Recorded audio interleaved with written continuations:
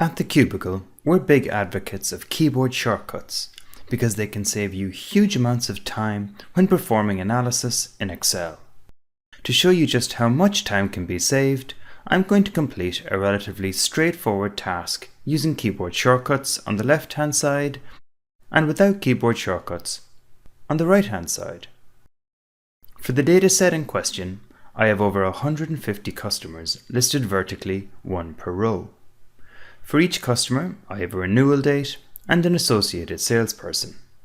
On the next tab, I have a subset of 20 customers to whom we want to offer a discount before the next renewal date.